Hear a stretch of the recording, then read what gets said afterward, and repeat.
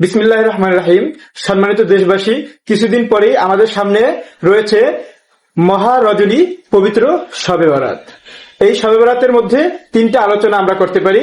একটা হচ্ছে শবে বরাতের ফজিলত, 2 নম্বর হচ্ছে শবে বরাতের ইবাদত, 3 নম্বর হচ্ছে শবে বরাতের বর্জনীয়।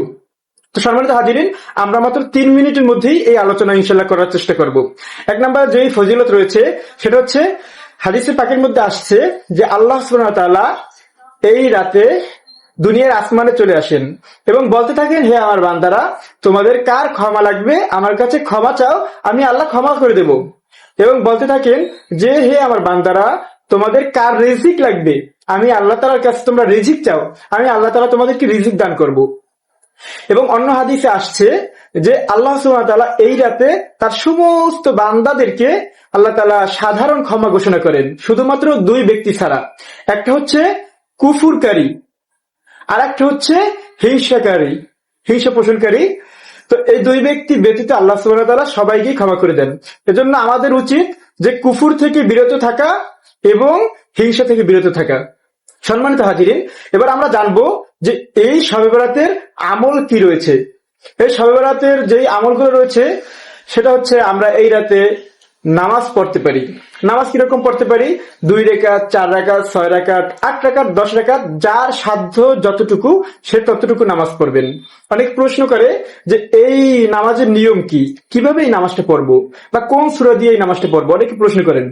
আসলে এই নামাজের নির্ধারিত কোনো সূরা বা নির্ধারিত কোনো নিয়ম নাই। স্বাভাবিক নামাজ যেরকম পড়েন ওইভাবেই এই নামাজটা আদায় করবেন।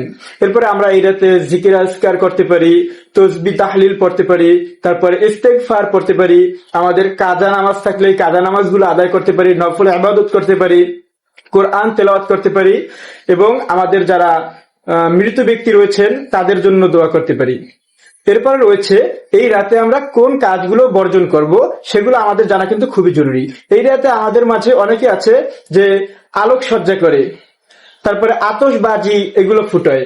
এরপরে দেখা যায় অনেকে বিভিন্ন মাজারে গিয়ে মোমবাতি জ্বালায়।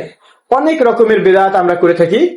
এর মধ্যে আমাদের বাংলাদেশে প্রচলিত সবচেয়ে বড় বিদআত হচ্ছে আমরা এই রাতে সওয়াবের নিয়তে আমরা কি করি, রুটি পিঠা এবং হচ্ছে হালুয়া এটার আয়োজন করে থাকি। এটা হচ্ছে আমাদের বাংলাদেশে প্রচলিত সবচেয়ে বড় বিদআত। আমরা অনেকে তো মনেও করি যে এই রাতে শবে বরাতের রাতে যদি কেউ রুটি পিঠা হালুয়া বানায় এবং খায় বা মানুষকে দান করে, তাহলে কিয়ামতের দিন নাকি এই রুটি পিঠায় মাথার উপরে ছায়া দিবে। আসলে এগুলা কোনো সমর্থন ইসলাম করে না। এজন্য এই সকল বেদাত থেকে আমাদেরকে মুক্ত থাকতে হবে এবং বেদাত মুক্ত আমল করতে হবে। বেদাত মুক্ত ইবাদত করার আল্লাহ তাআলা সবাইকে তৌফিক দান করুক। এবং সবার কাছে অনুরোধ, ভিডিওটি বেশি করে শেয়ার করে দিন।